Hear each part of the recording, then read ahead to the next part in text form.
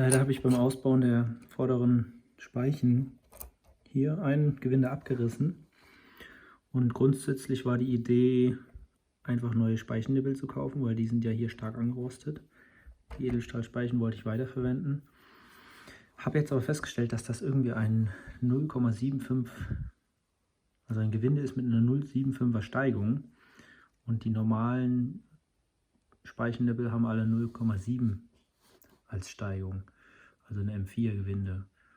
Und das ist ein bisschen seltsam alles. Und jetzt habe ich schon im Internet ein bisschen gesucht, wie es denn aussieht, aber nicht wirklich was gefunden. Deswegen ist jetzt die Idee, die Speichen komplett neu zu kaufen oder auch beim Hersteller anzufragen, ob es denn Gewindenippel gibt, also Speichennippel gibt mit 0,75er Steigung.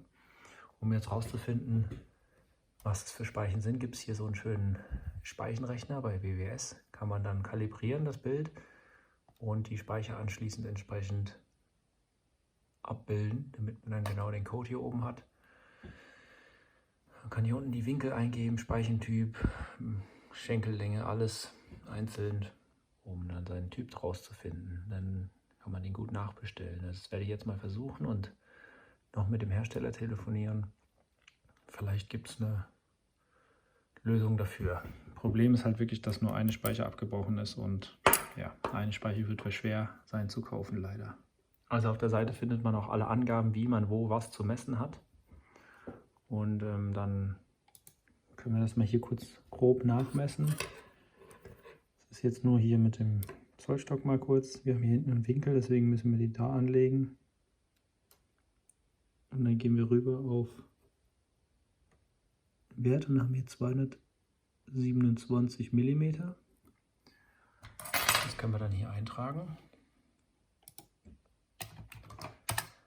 Und den Schenkelwinkel hier oben geht von der Mitte bis zum oberen Kopf. Da würde ich mal so 11 mm sagen.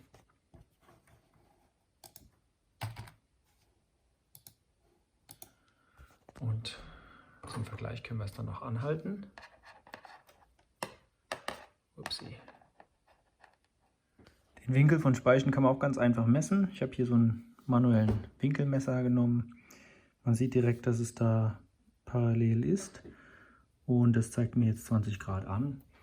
Die Speichen werden immer in 5 Grad Schritten gemessen, deswegen kann man sich da nicht wirklich vertun. Wenn wir jetzt beispielsweise den Winkel mal erhöhen auf 15 Grad, ne 25 haben wir jetzt, da sehen wir ja direkt, ist nicht parallel, oder wir reduzieren ihn auf 15 Grad. Sehen wir auch, dass es nicht passt. Also wenn wir hier jetzt einstellen 20 Grad, das ist parallel, das bedeutet dann 180 Grad minus 20 Grad, also haben wir einen Winkel von 160 Grad.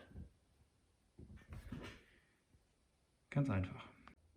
Am besten dann einfach mit mehreren Speichen mal überprüfen, weil die können sich natürlich auch beim Betrieb oder beim Ausbau oder sonst verziehen.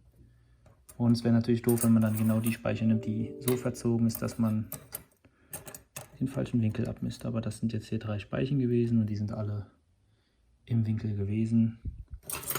Deswegen vermute ich, das sollte der 20 Grad Winkel passen. Das hier ist zum Beispiel eine, der hat sich stark verbogen beim Ausbau. Da sieht man, ja, das passt nicht. Das ist die, die auch abgerissen ist. Hier sind die anderen.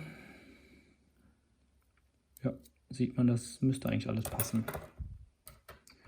Bei der anderen Seite ist der Winkel natürlich anders. Sehen wir hier. Da müssen wir den Winkel mal erhöhen auf das passende Maß. Und zwar sind wir hier gelandet bei knapp 35. Also stellen wir mal auf 35 ein. Das ist natürlich wieder doof mit einer Hand. Jetzt haben wir hier 35 Grad eingestellt. Und das sieht recht passend aus. Vielleicht sogar einen Ticken mehr noch. Aber das überprüfen wir lieber nochmal mit anderen Speichen.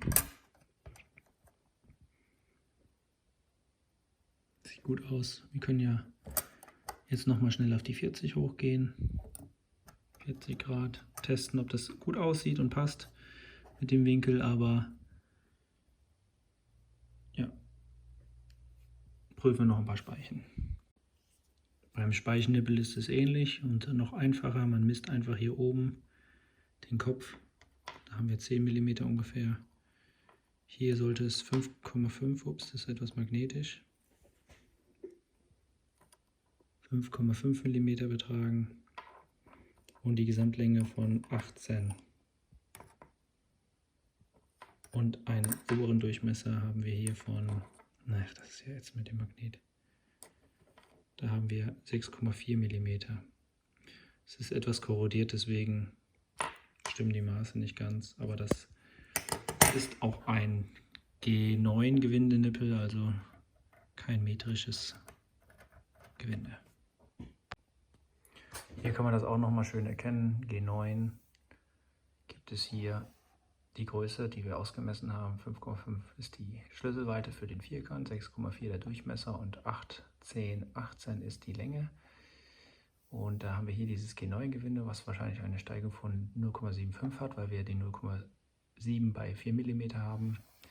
Deswegen sind unsere Nippel nicht kompatibel gewesen, also können wir jetzt entweder umsteigen auf neue Speichen mit Speichennippeln M4 oder wir kaufen uns nur die Speichennippel und benutzen die vorhandenen Speichen weiter. Was natürlich doof ist, weil uns eine abgerissen ist.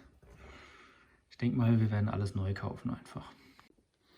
Heute kam jetzt das schöne Paket von WWS Drahtspeichen GmbH. Ich bin gespannt, wie die sonderangefertigten Speichen aussehen für mein Laufrad vorne. Und ich hoffe, dass auch alles den Maßen entspricht, die ich ausgewählt habe.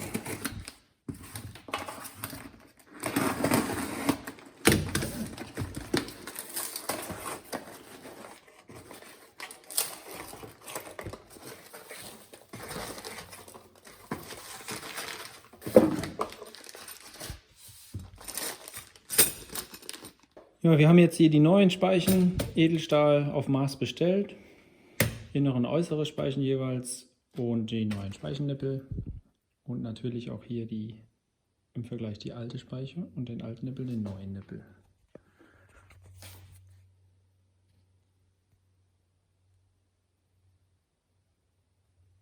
Normalerweise gibt es ja immer Innen- und Außenspeichen. Die unterscheiden sich immer im Winkel hier oben an den Speichen. Bei der Narbe ist es jetzt so, dass es linke und rechte Winkel gibt. Also die links in der Fahrtrichtung links eingespeicht sind und rechts, das kann man hier auch so ein bisschen erkennen. Hier gehen die ganzen linken oder rechten durch. Ja, so sieht übrigens das Teil aus. Jetzt werden hier noch die Lager eingepresst. Es wird noch ein bisschen hier gesäubert. Die Lagersitze. Ordentlich Fett eingemacht und dann das Ganze eingespeicht. Und dann haben wir wieder einen Teil vom Projekt abgeschlossen. Will jemand Popcorn? Noch ungesalzen.